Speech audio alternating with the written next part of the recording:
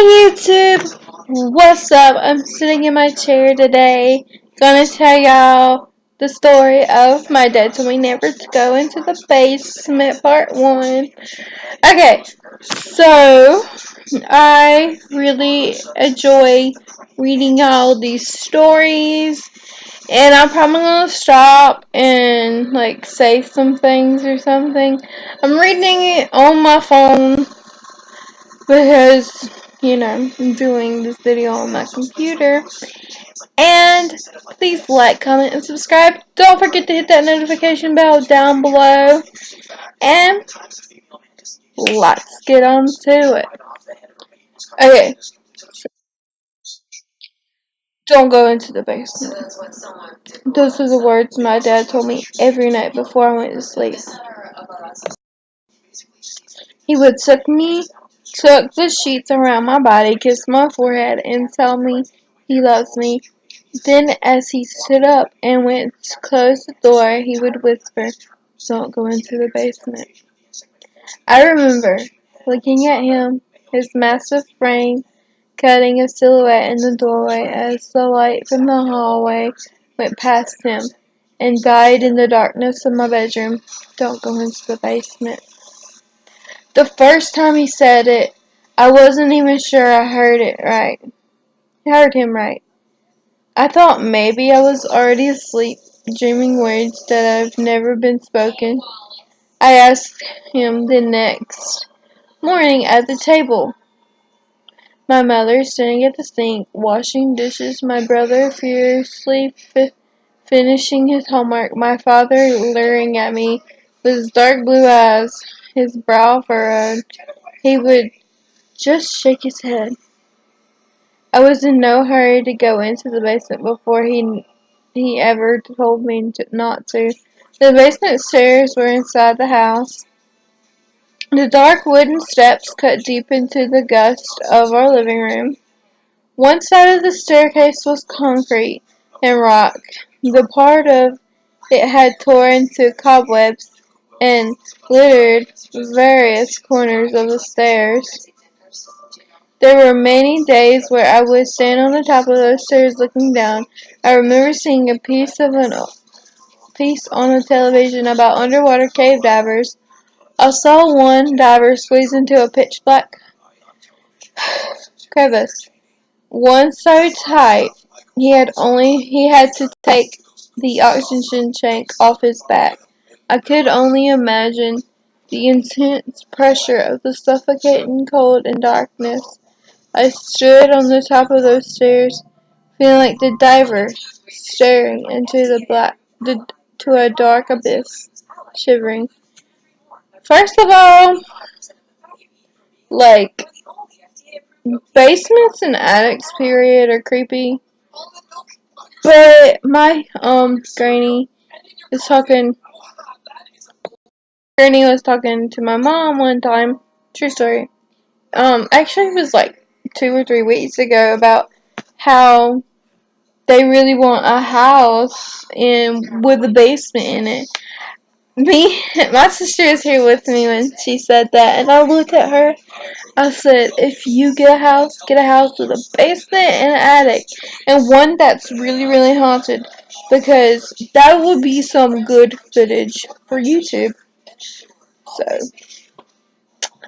yes, I love haunted things. A paranormal, awesome.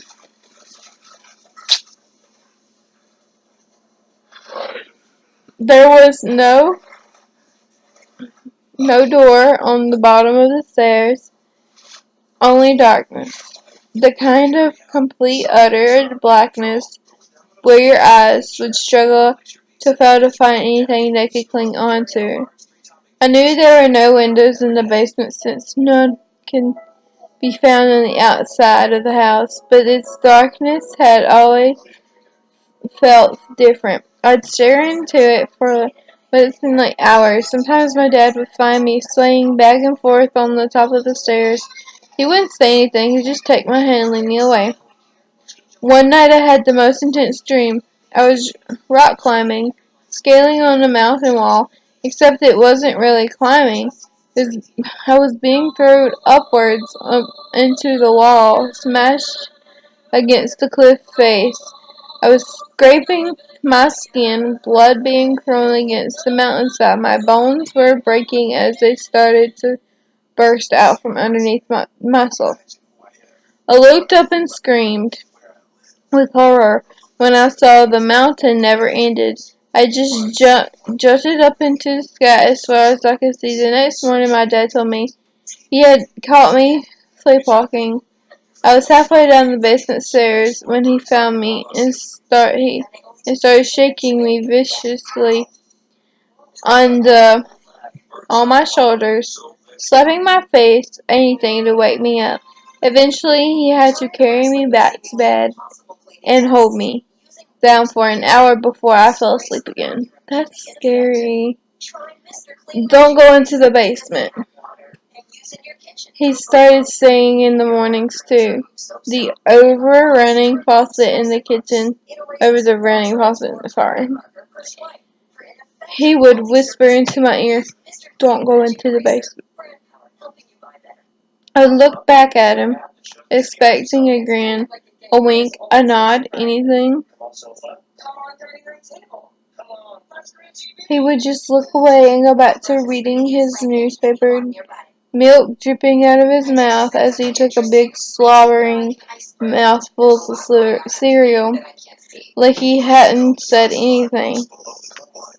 I was in the house alone when the basement went when I went into the basement. My father was out, not expecting to be back until the morning. My brother was gone off into the real world. I haven't seen my mother for years. I had been watching television, hitting the mute button to cut off a commercial. In the silence that followed, someone called my name inside from the house. I dismissed it at first, laughing to myself out of wild imagination. I put the sound back on and pumped up the volume. Everything was fine for a few seconds. Then the power cut off. The day's light had only just begun to fade, so I wasn't plunged into total darkness. I ran upstairs to grab a flashlight. By the time I came back down, the house was nearly pitch black. Living off the main road, I couldn't rely on streetlights for illumination, so within minutes I was forced to turn on the battery-powered maglite my dad had given me for my birthday that year. I peeked out the window and saw my neighbor's lights on, so I knew the power was only out at our house. I sat down on a kitchen chair and did the math in my head.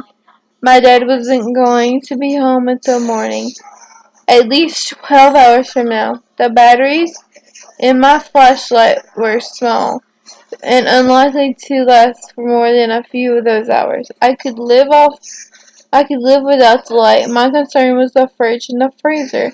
If I didn't open the door to either, I could keep in the cold air, but they were all old appliances and poorly insulated.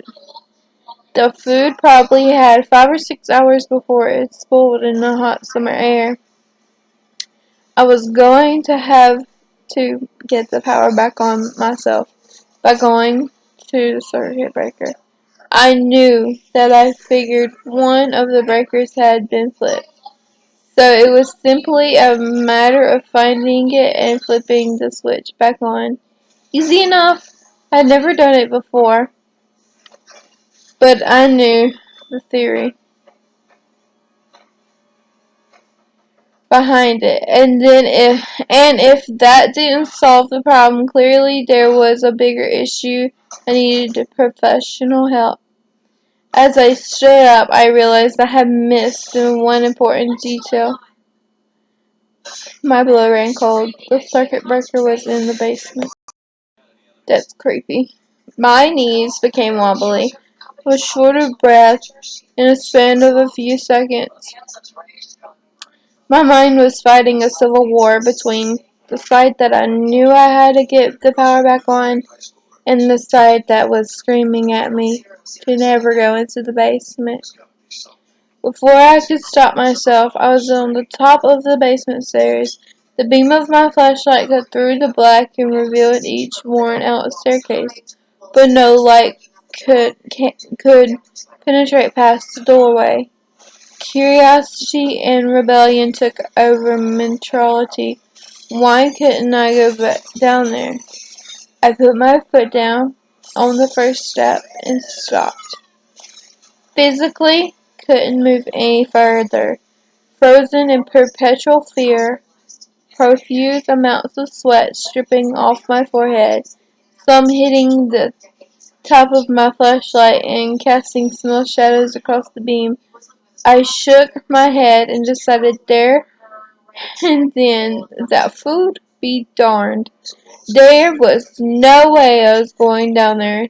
Then from out of the basement someone called my name. I think I fainted.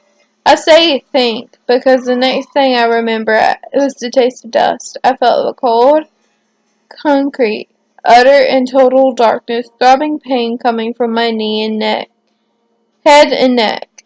Only a few seconds were needed in order for me to realize I had fallen down the steps. My flashlight had turned off or had broken in the fall. I tried to push down the panic and the fear that was quickly rising in my chest. I was on my stomach, so I moved my arms and hands methodically. Sorry if I mispronounced words. Around my body, in case my flashlight was near me, but no Advil. I panicked more. I tried to move my eyes to reveal something to me, a shape, a wall, anything. I pushed myself slowly off the cold floor, holding my breath and listening for the even slightest movements. An eternal few seconds passed, while I tried to quiet the ringing in my head. Courtesy of my tumble down the stairs, I mustered the courage to lift my arm and began to agonized search for the only light available to me. A solitary light bulb was with a hanging chain that I had to pull to turn on. I knew it was battery powered. I'd seen my dad do it a few times when the power cut out during a storm. I'd watch him from the top of the stairs as he'd walk down. He disappeared from sight and I'd count the seconds it took him to turn on light. 1 Mississippi, 2 Mississippi, 3 Mississippi. The air tasted cold and musty like rotten cardboard. Ooh. I waved my arms a foot above my head, slowly circling outwards into the room. I had just brushed against something that felt like metal when I heard a quick, ragged noises like wind escaping from a tunnel. I froze. Somebody was breathing on Mississippi. I dared to whisper. Some semblance of a voice escaped my lips. So quiet, the sound died a few feet in front of me in the cold air. Hello? To Mississippi. The breathing noises stopped. I was swallowed in the silence through Mississippi. My arm was above my head, stuck, since fear had cut my brain and body from each other. Then something hard and cold touched my hand. I was too scared to scream. My hand reflexively shrunk back, and my fingers tightened around the light bulb changed. I pulled it down hard and quickly. The light that came on was brilliant and overwhelming, blinding me momentarily as my eyes closed. Somebody laughed. I screamed then, opened my eyes and screamed harder. There were dozens of people in the basement with pale, figure skin. They were standing completely still and I kept screaming. I was waiting for something to happen, In my nightmares, the people in the basement simply open their arms and I'm sucked into a black abyss. My bones crushed and my skin ripped apart. I must have screamed for a minute or two. Nothing happened, not a sound in the air except my wails. I stopped screaming, took a few deep breaths, focused my eyes and looked around at the people. I would have laughed if my heart and lungs didn't feel like they had been torn out of my body. Mannequins and statues. Most had been covered with a white sheet. There had to be almost 20 of them in the one square room. They were scattered amongst the few shelves that were carrying lumber. There was one statue in front of a small desk. That's my dad's workshop. A few mannequins had been squeezed between a furnace and a water heater. There were about 5 in front of the circuit breaker. I let out a small sigh of relief when I saw it. I could see one switch had been flipped off, causing the power outage. I took one step towards the breaker and saw one of the white sheets move, turning a head towards me. Oh, that is so creepy. I screamed again and in my panic ripped off the sheet, breathing when it was only a statue. Fear and panic were causing me to see things, hear things. Just my overactive imagination. Cursing to myself, I took a deep breath and flipped on the switch on the breaker. I saw the lights go on upstairs and smiled for the first time all night. Then I heard someone whisper in my ear, felt hot breath. Don't come into the basement. The next thing I remember, my dad was shaking me. I was sprawled out on the basement floor. I looked into my dad's eyes. He seemed older than the last time I saw him, withered like a stone in the desert that has been chipped away by the winds of 1,000 years. I started to cry. He didn't say anything. He just picked me up in his strong arms and took me to bed. When I woke up the next morning, my dad was sitting on the end of the bed. He might have been sitting there all night, for all I know. He just looked at me for what felt like hours. I stared right back at him. I couldn't wrap my head about what happened down in the basement.